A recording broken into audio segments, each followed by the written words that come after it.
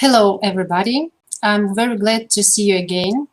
This is the last day of our International Summer School on Data Science in Software Engineering. I would like to thank you for being with us this week, for your attention, for your feedback, good questions, and true interest in our event. Yes, this is the last day of lectures, but we continue to work with your lecture notes and also quiz next week. At the end of the next week, we can give you certificates and all necessary information about our school. So now we start with the lecture on modeling distributed systems with colored Petri nets, combining control and resource perspectives. And the speaker is Irina Lomazova, professor at the Department of Software Engineering of High School of Economics. Irina? Thank you very much, Anna, for introducing, and hello, everybody. So today we'll speak about modeling, and we'll speak about modeling distributed systems. And this modeling concerns behavior. They call it behavior. Actually, we are interested in actions that may happen and also how they are organized and how do they proceed and whether there are problems with them, such as deadlocks or something live logs or other problems. So the title is Modeling Distributed Systems with Colored Petri nets. And colored Petri nets is a special class of Petri nets, well known and so used in very different applications. So today, of course, I will not tell you much about details and tools and everything, but some understanding, some introduction, just for you to know what is it and then to decide whether to look more deeply in this topic, whether you do need it. So the outline of my talk will be as follows. So, of course, I start with just classical Petri nets. So just maybe some of you know already what is it, just to remind, or for some of you maybe it is a new topic. And then I'll tell about colored Petri nets, and it is a high-level variant of Petri nets. And so, of course, we'll consider definitions and some modeling examples, small toy examples, however, explaining what is it all for. So I start with some introduction to Petri nets. And please, so just if you have questions, do not hesitate to interrupt me. It's not a problem at all. And sometimes it is good just to pose a question in time, yes, to continue listening.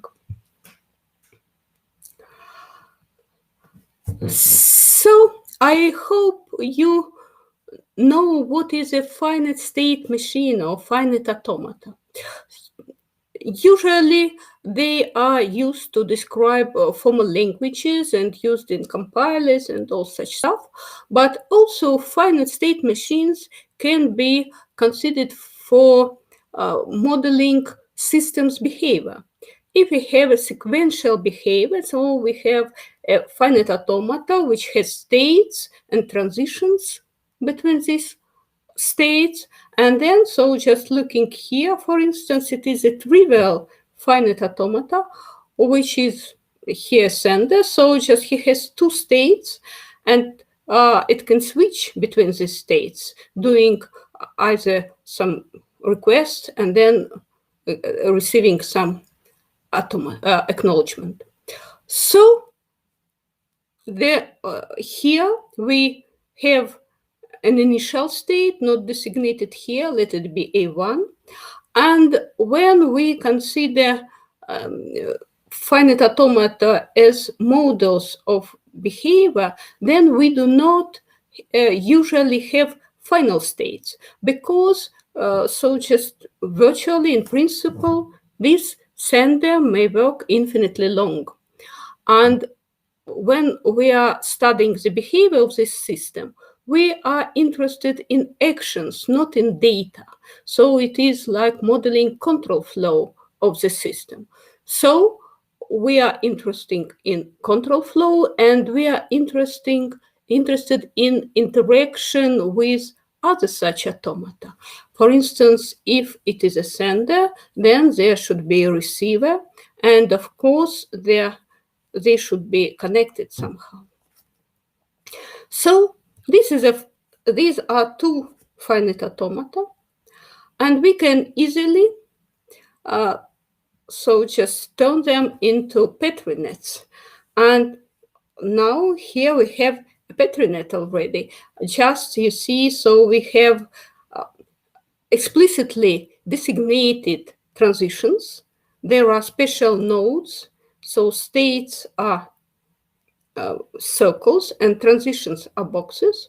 And so just everything is the same. And also to designate the current state, we've put a token, a black dot here in the state. So just to designate that now our system is in the state A1.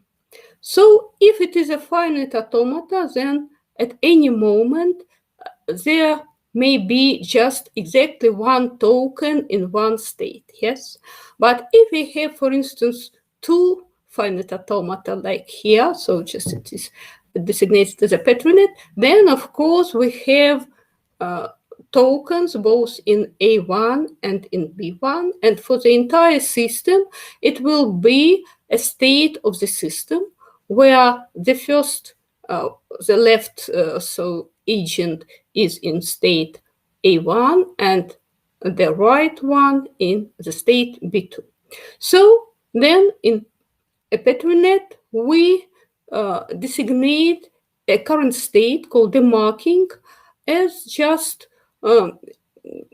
putting tokens to some places. And here, so this token, this is A1 now, not a global state of a system, but a local state. So the global state is defined by the distribution of tokens.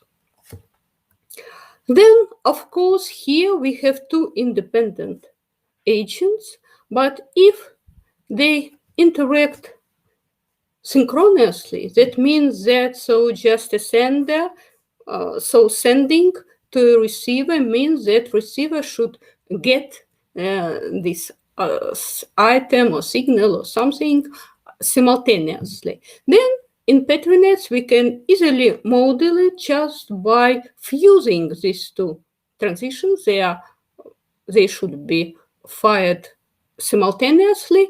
And now, so just contrary to finite automata, this transition has two input local states and two output local states. So firing of these transitions consumes these two tokens and produces two tokens, one in A2 and the second one in B2.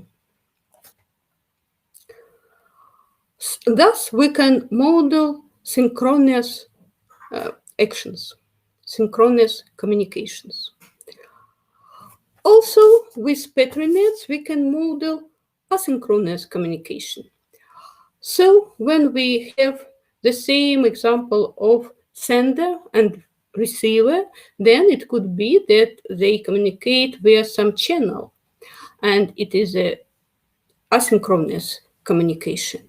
Then, so just to designate here a channel, we use additional local state called place, a place in Petri nets.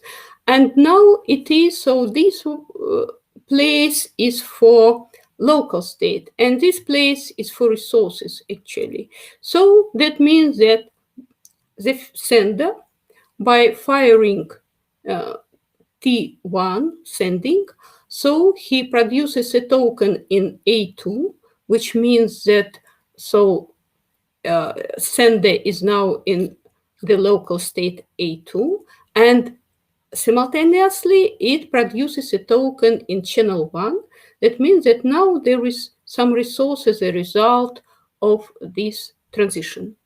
Receiver can read this resource, get this resource by receiving it, and then just he takes this token and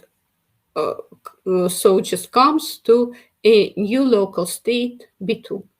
So these are general principles of modeling with Petri nets, and you see that it is just a graph, yes, which allows expressing both kind of communications, synchronous and asynchronous, and actually any combinations of both. So, few words about Petri nets. They were invented, introduced by Carl Adam Petri. So it was many years ago. So just prehistorical time for you, I guess, in 1962. And at that time, Petri was just a student. He just was doing his PhD, and initially he introduced it for just drawing chemical reactions when a schoolboy. So at least there is a legend of like this. He was studying chemistry, and to make it for himself easier, he used these models to draw chemical reactions. But then in his thesis, he introduces formalism as a formalism for communicating automata, and it turned to be a very just good, helpful, and convenient for many reasons. First of all, it is a formalism for modeling and analysis, because we can also check properties of these models, and it is good for modeling concurrency, asynchronous, distributed, parallel, non-deterministic, stochastic systems. So it is rather universal.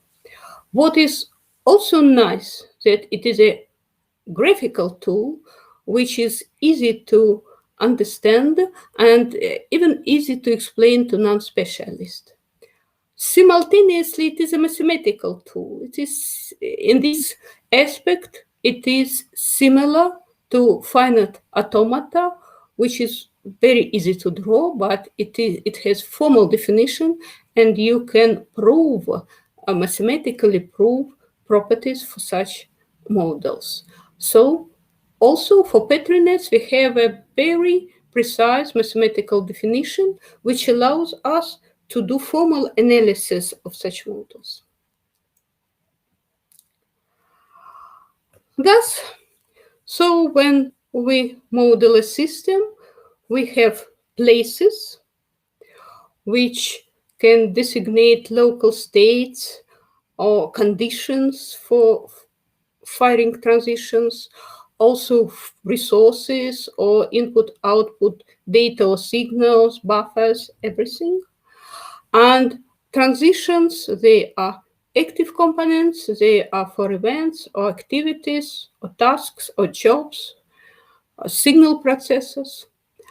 And so these two elements are connected with arcs, which link them, and so it designate causality. So just which resources, which states are prerequisites for transitions, and which are postrequisites. So Petri net is a bipetide graph. That means that we have two types of nodes, and we never connect places with places, transitions with transitions. And when we, for instance, model so just a net of two computers, and one is sending data to another, then of course we can't use this model. It is not good because so just we have two active components, computers, and when T1 is sending something to T2, so just we do need communication channel. So this model, having such a model, we actually pay attention to many details we can forget about when we just draw this arrow.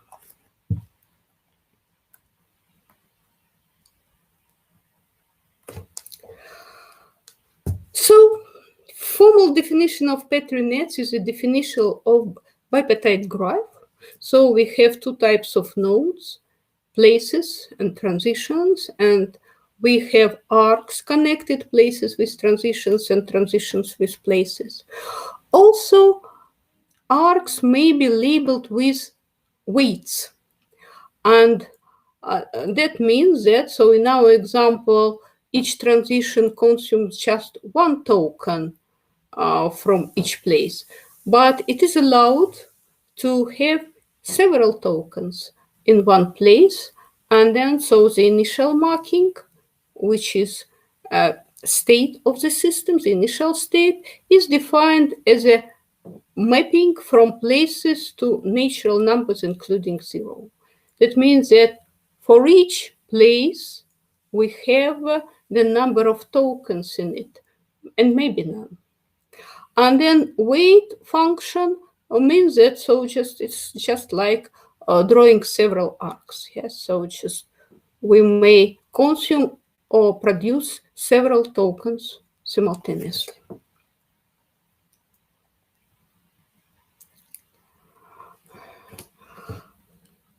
So what is important with Petri nets is that it is not just a static model, it is a dynamic model. So we define also the behavior of the system, and that means that states change. Yes, so just we may do fire transitions, and the rule for transition firing is as follows. So we say that a transition is enabled. That means it can fire if it has enough resources in all its input places.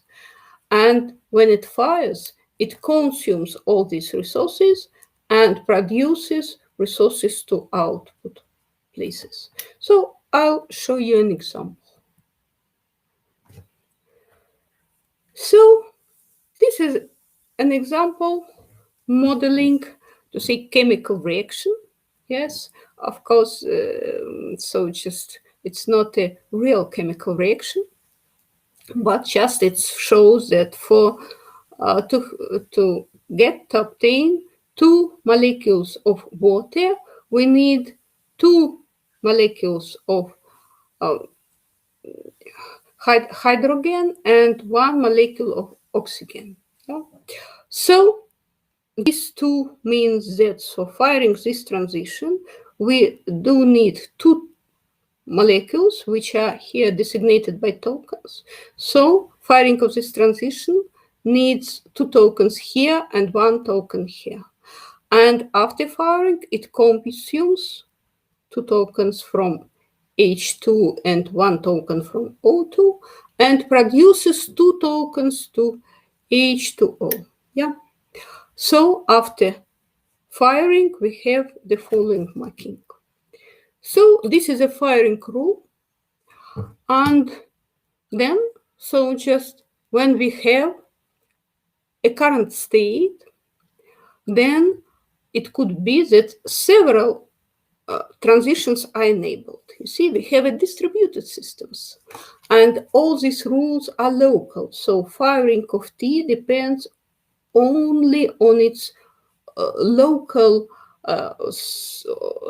district, and hence several transitions may be enabled at the same time. Some of them may compete for resources. So how to define sequence behavior in this case? Sorry, it will be a bit later, but of course I'll tell you. So it's just we choose arbitrary, non-deterministically a transition which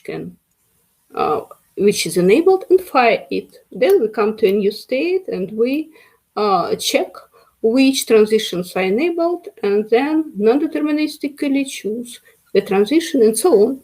Thus we obtain a sequence of transition firing, and of course it is called a run for a system, and of course for a current state it could be that there are many possibilities to run the system, even infinitely many. But we look first at some modeling example to just get some feeling of Petri nets. And this is a simple example of just transforming finite state machines to a Petri net. As you've seen already, so we can just, if we have a finite state machine, we can add transition to each arc. If we just remove all transitions here, then we get a finite state machine. But here we have a Petri net, and it shows that a finite state machine is a proper subclass of Petri nets. So with finite state machines, we can model already choice. Like here, for instance, you see, so just we have a token in this place, start, and these two transitions are enabled. They compete for this resource because after firing of one of them, the other can't fire. But it's okay, so it is just to make a choice, either to choose this branch or this branch, like in finite automata.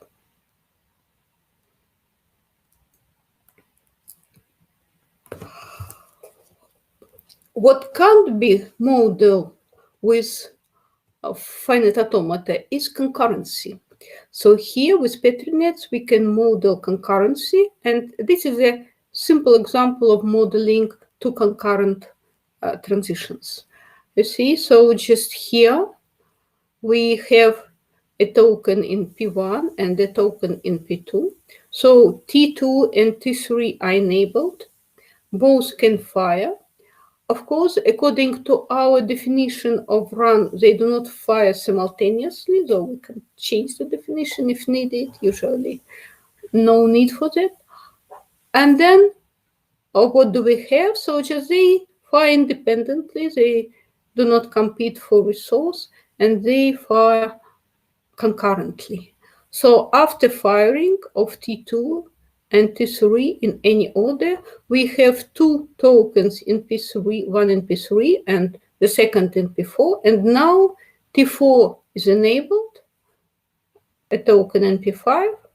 And then after firing T1, we have, so just here we have just one token for the system. And here we have this, so concurrent branching, yes, parallel branching, when we get the same marking as shown in the picture.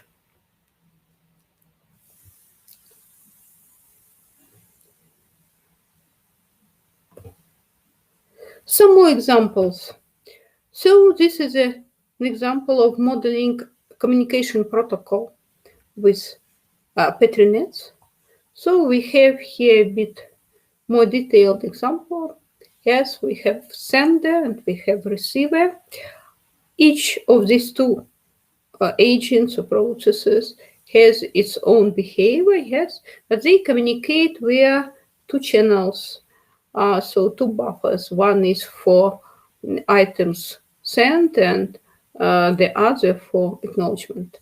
Yes, so it is very, I would say, a clear picture of what should happen.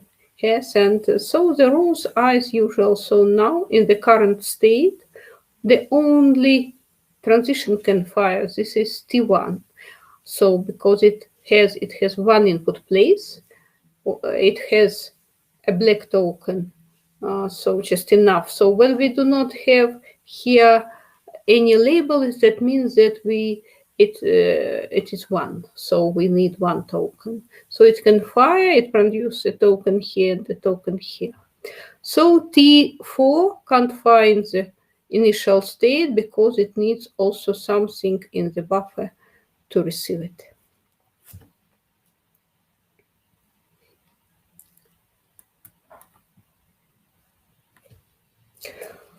One more modeling example. So in protocol, we model behavior, we model control flow, but we can also model data flow even. And that, for instance, this Petri net shows the models the data flow for computing this expression. So we can independently compute so this sum and also this so A minus B as well.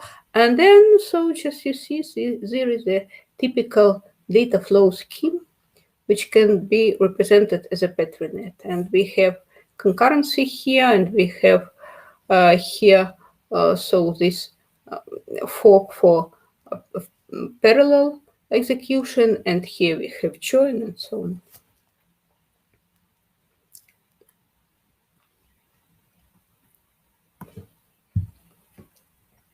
And then to tell a bit more precisely about Petri net behavior, so I also do not give formal definition, but just show an example. Here we have two agents which share resource. That means that so just this process can do something, and then he needs shared resource. They can't use it simultaneously. It is a so-called mutual exclusion situation. Then we have the case that so just it may be in the state C when it uses the resource. So for that to come to this state, he checks where the resource is available. So it takes it. Now the second one can't move to G and so on. So this is a very simple protocol for this typical software situation. And then so just we can model the behavior and then look in. So just we consider the current state. Now A may fire and here, so we have D also can fire, yeah? And after that, so just either E can fire or B can fire, but so just when E fired, B can't fire, yes? So this is a possible sequence of transitions. So we designate here a marking just all the time here for this concrete example. We have not more than one token in each place. So we designate marking just by saying that we have a token in A, we have a token in B, and we have a token in E. Yeah. Of course, we can designate it by multiple letters if there are several tokens. Then A may fire, and we come to this state, then B can fire, then C can fire, and so on. There is another variant of behavior, and these sequences are called sequential runs, and there are many of them. And for this very simple system, actually, there are infinitely many such runs because these runs are also infinite sequences. They are infinitely long. So we can prove something about the behavior of such system, but proving that for any run, we have some property. For instance, For all these runs, we do not have a token in C and a token in G simultaneously. That means that this protocol is correct. It is a correct mutex.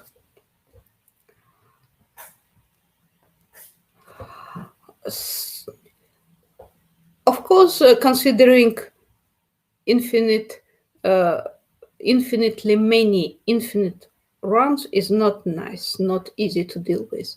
But for this concrete case, we have a happy situation that the number of reachable states, the number of states we can be reached from the initial one by some sequence of firing is finite. And that means that we can just use state transition diagram for representing all possible system behavior. So here you see we have this is the initial state, and then we draw a graph, so a reachability graph, you can consider it this way, where we have all reachable states, finite number of them here, and all transitions between them. If we have this transition diagram, then so a sequential run is an infinite run starting in the initial node and then going along arcs as usual. So we have a compact representation of all possible runs for this system. That's nice. And we can easily check here that so in all reachable states, we do not have C and G simultaneously, just by systematical check of all reachable states. I would like to note that so unlike finite state machines, here we may have infinite number of reachable states. So the number of tokens in a place may be unbounded. That means that we can reach a state with any number of tokens in a place. And in this case, of course, such systematic check will not help, but there are some other algorithm and techniques for doing analysis of Petri nets.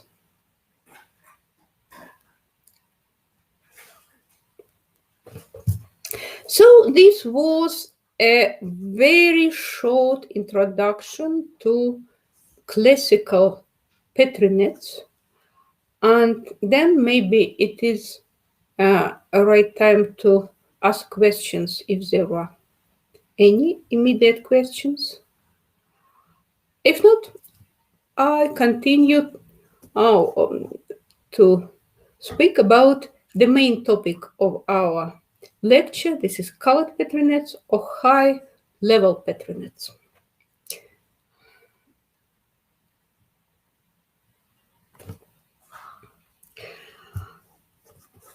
As a motivation example, we consider a very famous example introduced by Dijkstra. It is a dining philosopher problem. So what do we have?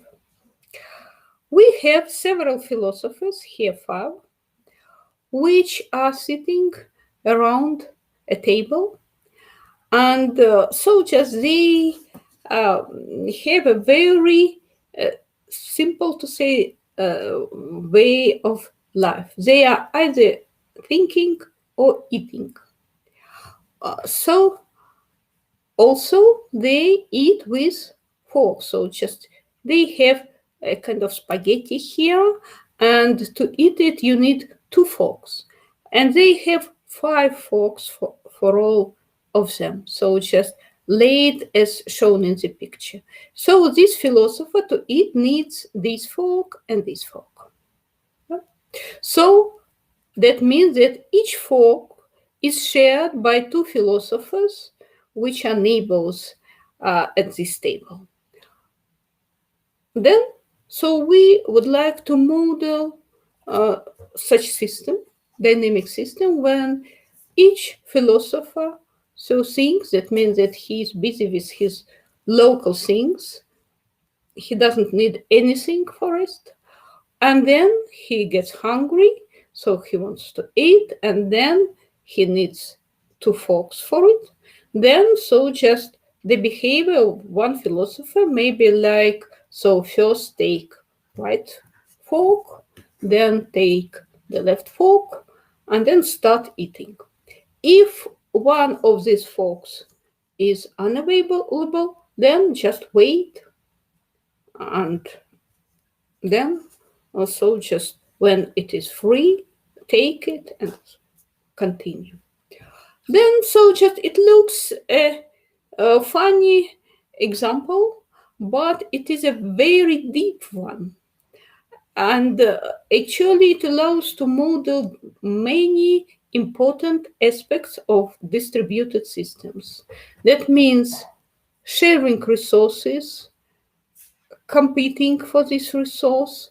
Deadlocks are possible here. For instance, each philosopher takes a left fork, his left fork, and then so the system is in a deadlock.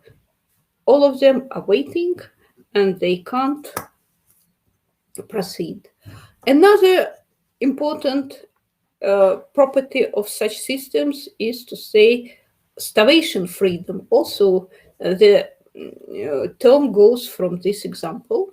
And starvation means that, so it's possible that, for instance, these two philosophers so just in turn eat, and this one remains hungry forever, because either this fork is unavailable or this one is unavailable. So this example allows to model such situation. And then, so this example is used as a benchmark for very many researches till now, though it was introduced in 70s, I guess. So, and we now use this example to, so we model this example with Petri nets. And we start with modeling behavior of one philosopher. So you see it is quite simple. We have three states for philosophers. It may be ready, means so just to start eating. First he takes right fork, then here he has the right fork, then he takes the left fork. Now he has both, which means he eats, and when he is finished, then he returns both forks simultaneously. So we have two places for these forks. This is the right fork for this philosopher, this is the left fork. So it is consumed when it takes it, and it is released, both simultaneously are released when he has done. So it is a simple model, but just here we have a separate philosopher and no communication with other philosophers. Of course, we can construct a Petri net model here for three philosophers. Two is too much, of course, possible to draw. And here also just look how this model is constructed. So it has three similar parts for three philosophers, and just as it was shown before, just they share these forks. We have three forks, and these forks are shares. For one philosopher, it is a right fork, for another, it is a left fork. And so we have this system.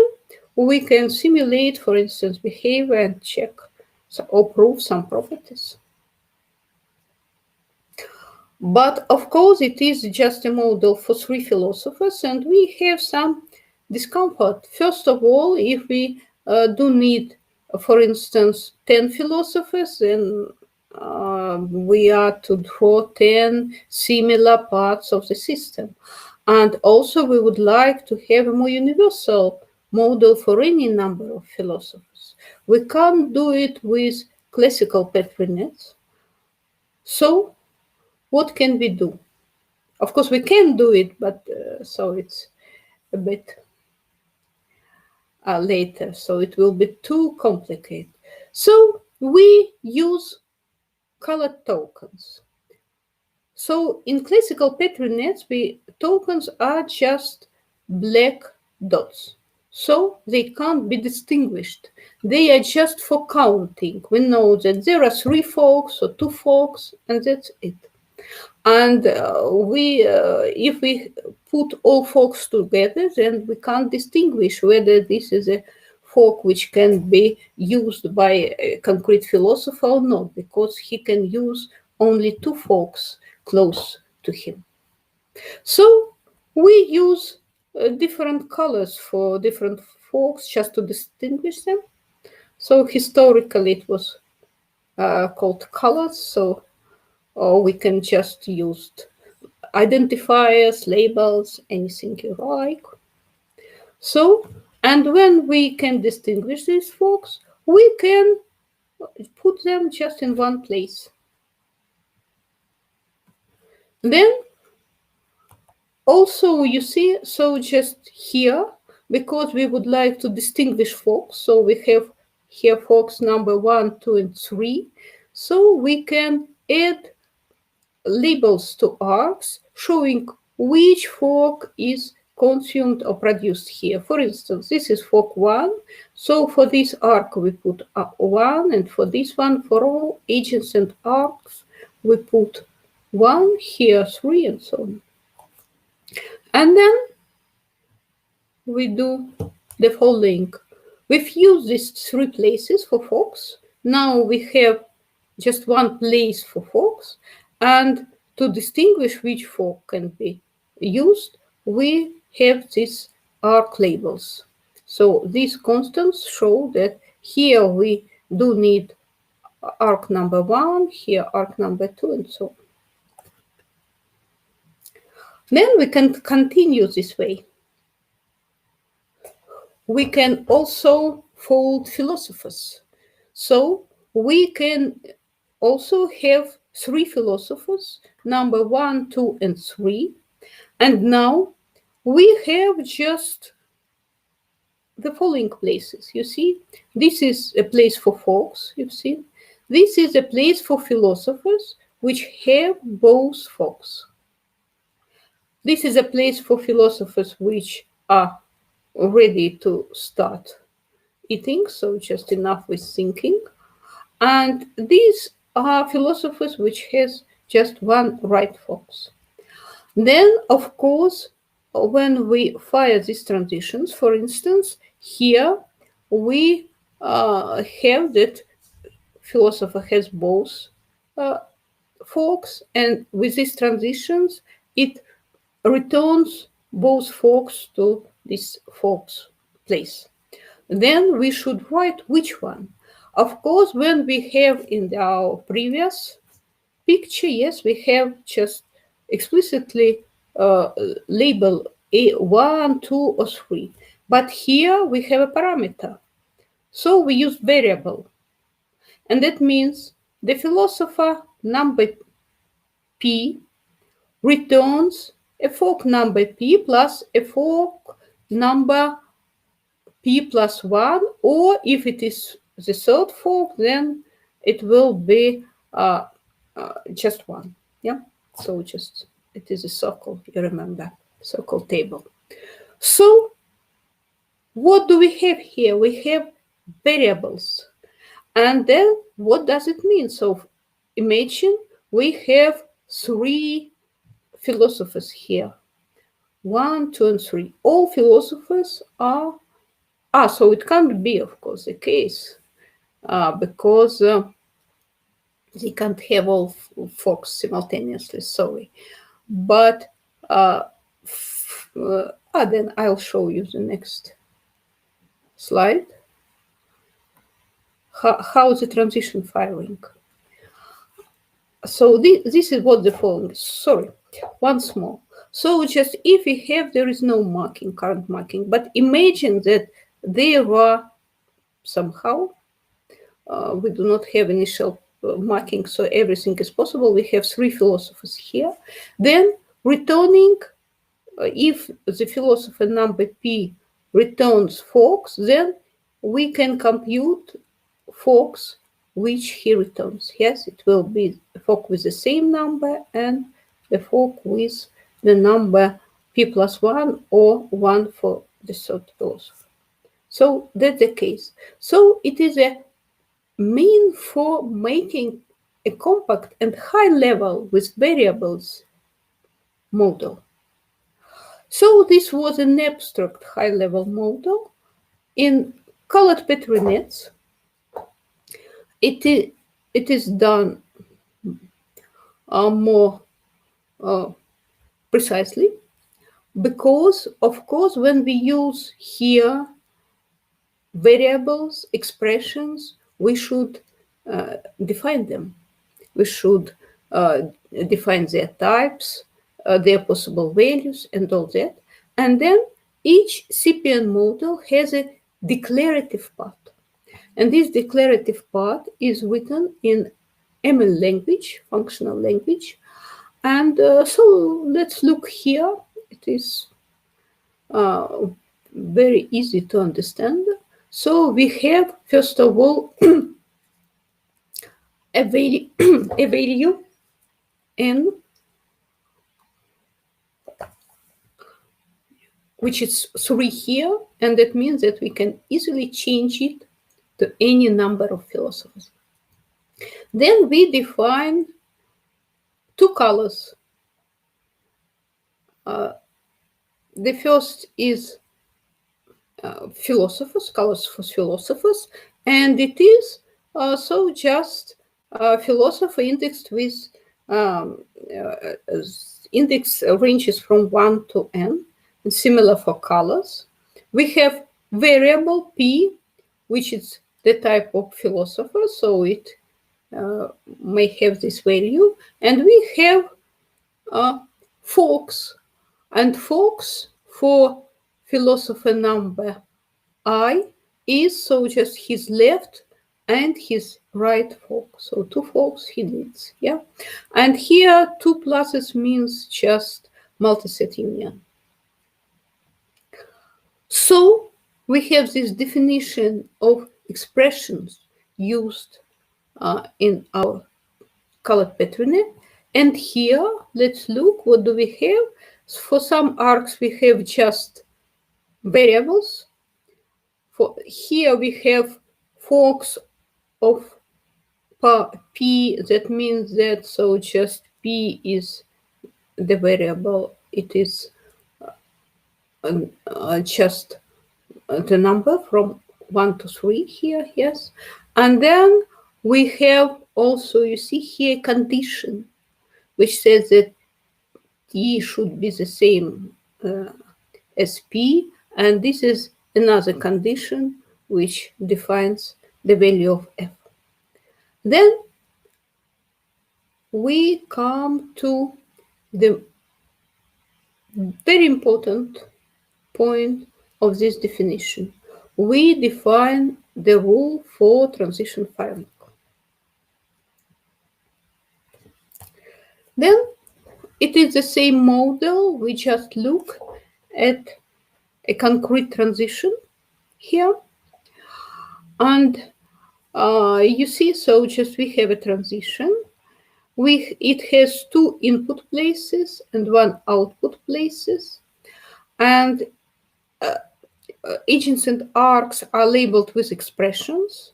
Here they are just variables. And this is a transition for taking the right fork.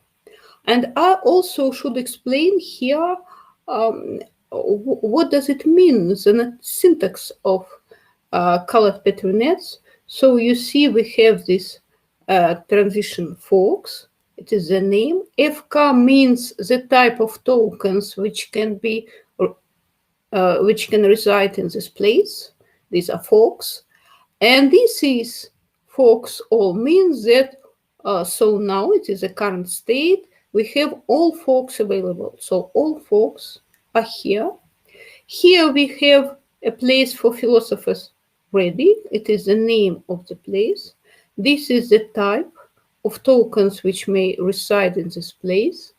And this is in the current marking, we have all philosophers. So in the initial marking, we have all forks are available and all philosophers are in the place ready.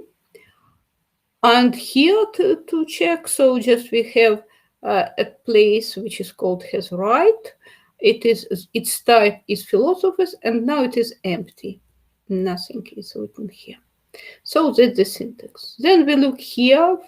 So we have a transition. It is the name of transition, and this is a condition. And when we fire the transition, then, so just, you see, we have all philosophers are ready, all forks are available. So this transition can fire in different modes. That means that, so either the first philosopher will take his right fork, or the second, or the third. And this mode is defined by assigning value to this variable p and value to this variable f. So then, so it can fire with p equal to 1, for instance, and then f should be also equal to 1 because we have this condition. So with firing in this mode, or as it is called, firing with this binding, so we can, here it is 2 chosen, it fires, so philosopher number 2 is consumed from this place, and fork number 2 as well, and here we have philosopher number 2 after firing. So this is the result of this firing. So once more, we have in colored Petri nets, firing of transition can be done in different modes, and each mode is defined by binding of variables. So we look at variables which are label agents and arcs. So just to say, returning here, so if for this transition p, these 2 and these f are important, and it has nothing to do with this p. You see, so it's like quantifiers. You see, this is a scope of this transition, only agents and arcs. So this was the definition, actually. All so then you can use these folded nets, and it will be a much more compact model, easy to read, and also we can use parameters here, which is important. And then just to summarize, we were speaking about CPN formalism, which is a graphical modeling language for concurrent systems. And it is a combination of Petri nets and programming language, ML actually, yes. So we use Petri nets for graphical notation. Of course, there are special labels for arcs, variables, maybe conditions, and standard ML is used for describing data used in this. And there is a book on colored Petri nets, I guess easily available, which is a very nice introduction to this formalism.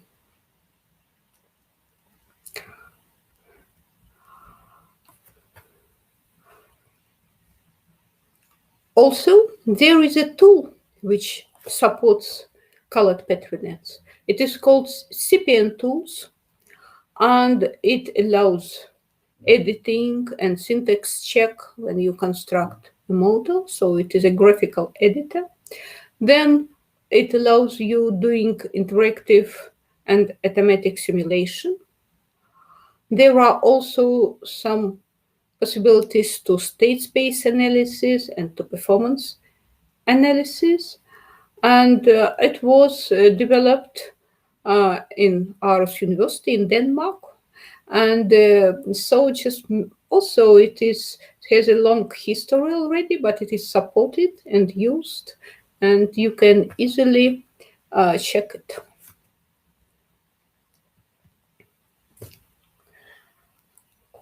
And to summarize, to tell from theoretical fundamental point of view, so just what is the difference between colored Petri nets and classical Petri nets?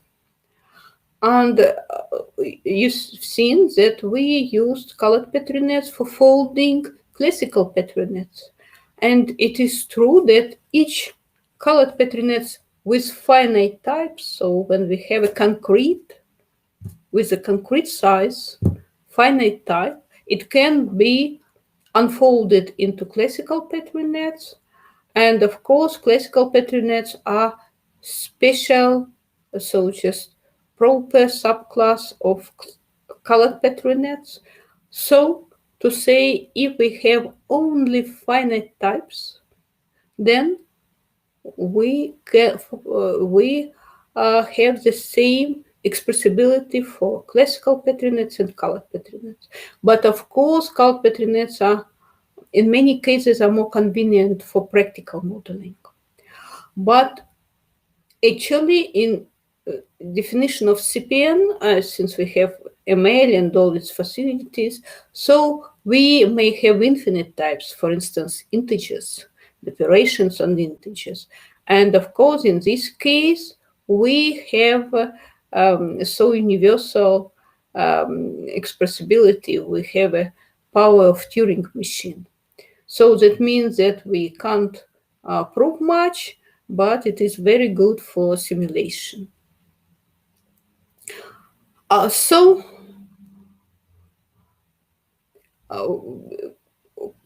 Colored Petri nets are used for very different application areas, and they are so extended with different other facilities such as time, stochastic probability, or for instance, inhibitor arcs, which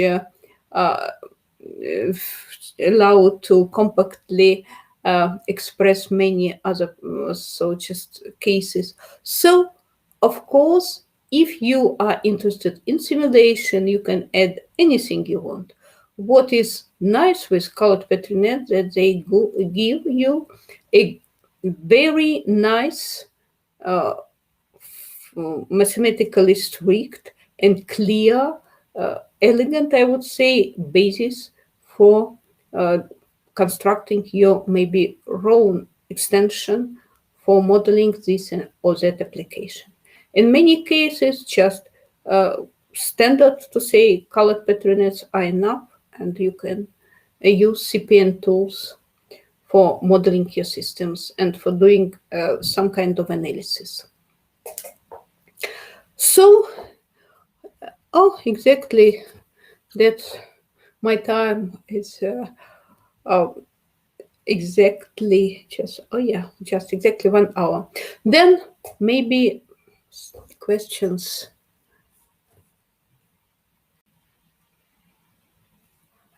Yes, so I see the question, what are typical research questions related to Petri nets? So as usual, when you model your system, for instance, a distributed system, then typical questions are whether this system is correct. And correctness may be there are no deadlocks, or there is no starvation, or there is a kind of fairness. So just each resource, each agent gets its resource, so just sooner or later. So it's typical properties for so-called reactive systems, which can be expressed with temporal logic usually. And this analysis is done, so it is verification. Another aspect is simulation, which may be used for performance analysis. For instance, you can just, if you have a model, you can simulate it in different modes, so just many times, trying different priorities, probabilities, anything, and time, and then check some properties you are interested in as usual, so just as it is done in simulation for different kinds of models.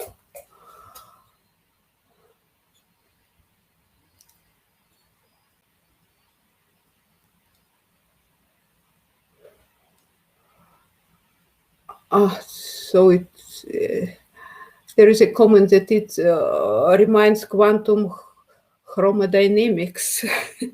Of course, there are different kinds of discrete for formalism for modeling discrete dynamic systems, and so just, but sorry, I'm not familiar with quantum chromodynamics.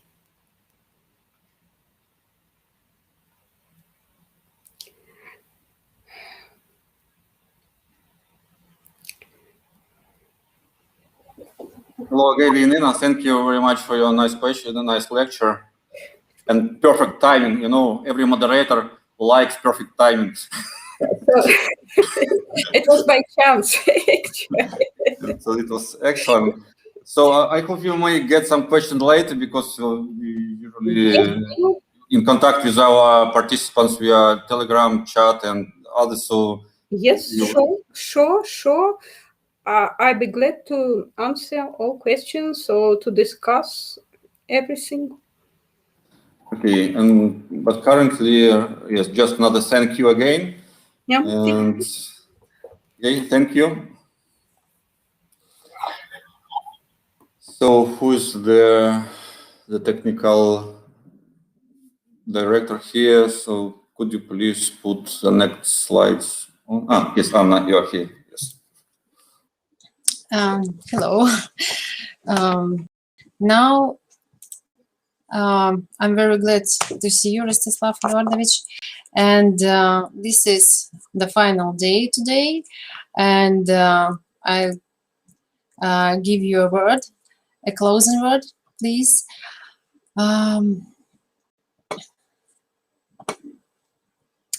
Okay, we see your presentation.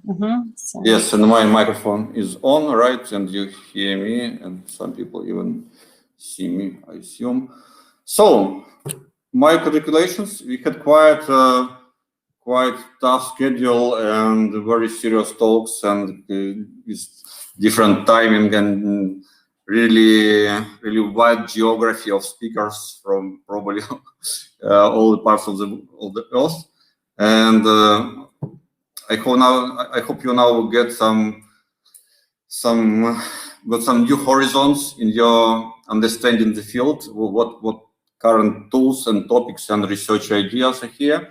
And I'd like to use this opportunity just to say a couple of words about our new data science in software engineering master's program, which will be very similar, I mean, in terms of directions and research topics, and even persons of the lectures to this summer school. So yes, for those who did not see the slide, our university has a long history. It was established 125 years ago during the Nicholas II period. He signed this decree, and now we are among the top Russian technical universities. So probably all different ratings, we are within the top 10 universities in Russia, and if you're speaking about technical universities, usually number 1, number 2, or number 3, depending on the different areas of fields. So you can just inspect our position in international rankings like US, Times, and others. Also, our university is part of different international bodies and councils and centers. And the last line on this slide is probably our major partners like Gazprom, Rosatom, and other huge Russian corporations, and surely we have many more partners, and one of them is Exactpro, which are very thankful for partner with us, especially during this event. And you saw several presentations from these guys, and they will be involved deeply into the master's program too. I will tell about it in a couple of seconds. So Exactpro is a company who is really on the edge of applying data science and all modern techniques to testing and quality assurance of really business critical, high performance and high load systems. So, and this is just a slide about the next generation software testing framework. I put it here because some of our students already are part of this project, and this is kind of, I hope, brand of TPU will be somewhere on next to the label of Exactpro, because I'm really happy that our students can have opportunity to participate in such really interesting and top technological projects just during the study time. So, couple of words about data science. So data science is a field, it's a rather new field. So it probably occurred like 7-10 years ago on the market. So it's on the intersection of 3 different domains: computer science, mathematics, and particular business applications. So everything related to machine learning, data science, and data analysis is here. But the real focus of this master program will be on applying all these tools and techniques and methods to very specific, very concrete tasks of quality assurance, of software development, of software and complex system analysis.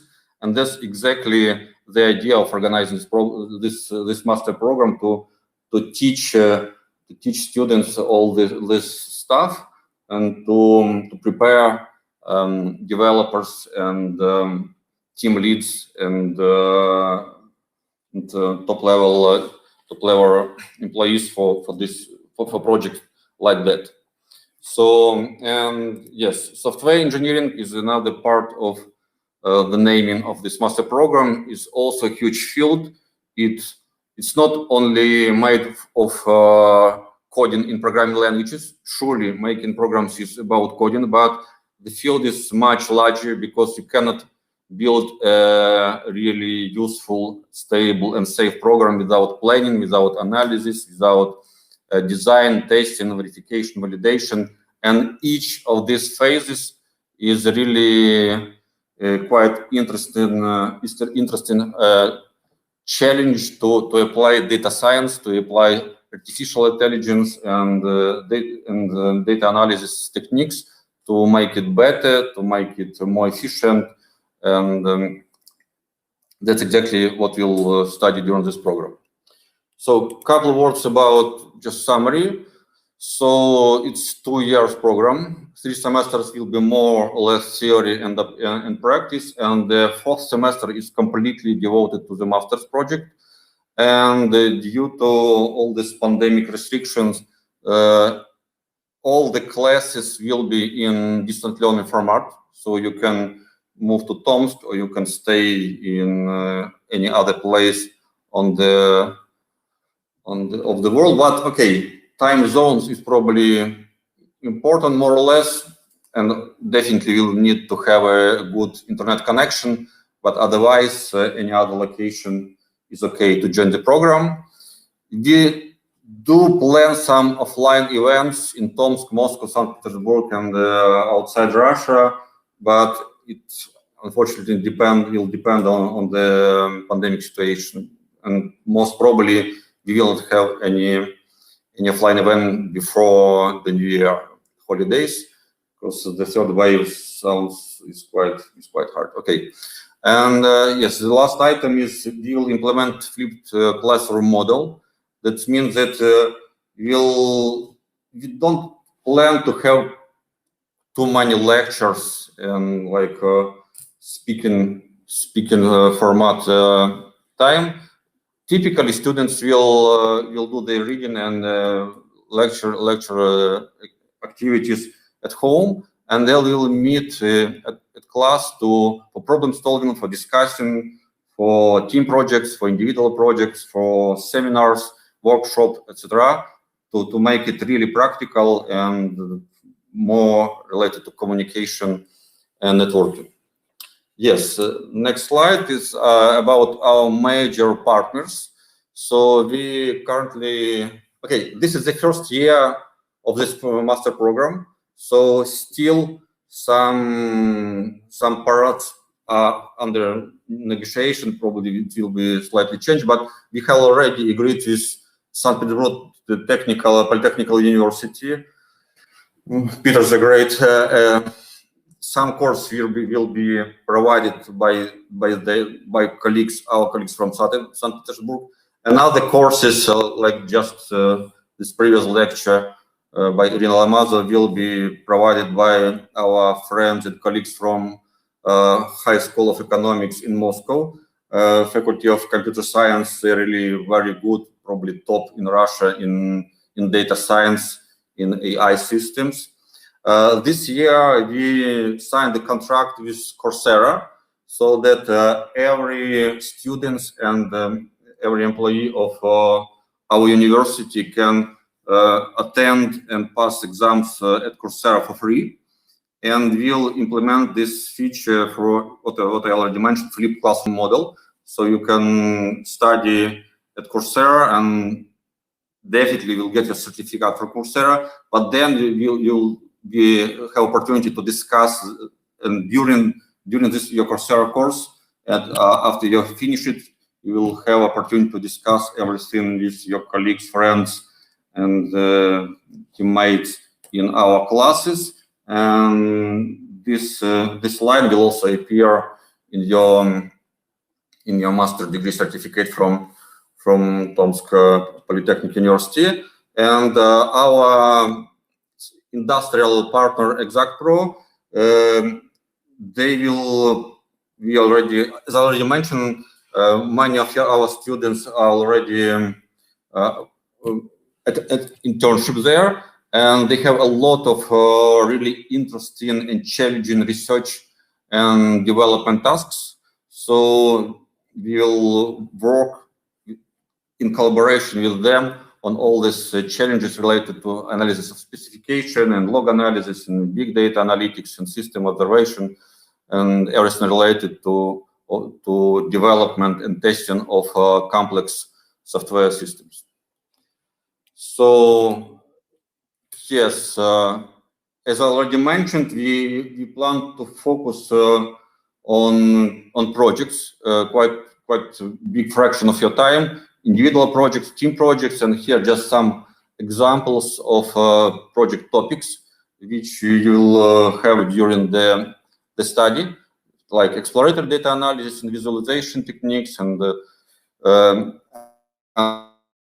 logs for systems, analysis of specification, which is more related to natural language processing tools, and classification tasks, time series analysis. So everything related to really practical applications of data science in software engineering. And here is the list of probably major courses you will have during the program. So as you see, some courses are related to purely data science, like natural language processing, process mining, time series analysis, etc. The others are specific for software development, right? Like system reliability and security, quality assurance, and system architectures. And as I already mentioned many times, the final goal is to teach you how to apply data science to development, testing, and quality assurance, and everything related to development of complex software systems. So that's probably it. And here you see the web page of our data science programs at Tomsk Polytechnic University. So any questions, comments, and you probably already have our contacts in the email and in Telegram group. So just do not hesitate to contact, to ask, to discuss, and we'll be happy to see you here in Tomsk. Okay.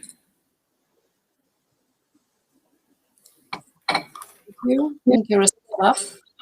And I would like also to thank all our participants. And if you have some questions, please contact me. As for quiz, now, just soon we will send you a link to our quiz. A quick, very simple test for you. And then I'm asking you to pass this quiz to receive our certificate of participation. So I guess that certificates will be ready the next week, or maybe after the next week. So, and please don't forget about lecture notes. I have already sent you the links to Google Drive. So please, the next week, we will continue to work with you. And if you have some troubles, some questions, please contact us. So thank you very much. Now, this is over, it's over, and thank you again. And we have, I'm sorry, one moment. If you would like to receive emails from us informing you about interesting event at TPU, at Tomsk Polytechnic University. So also you can write me, you can contact me, and we will inform you about this event. We plan the conference on November, and this will be the international conference.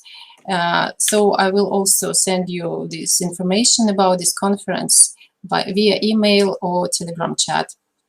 Thank you very much. Yes, the complete title of the conference is International Conference on Software Testing, Machine Learning, and Complex Process Analysis. And we hope to have a fantastic program. And most probably it will be in hybrid format or even completely online. And also, let's all together thank to Anna Bogdan, who was really the most important person of this event. Thank you, Anna. Thank you. Thank you too. And goodbye. See you again. See you. Bye.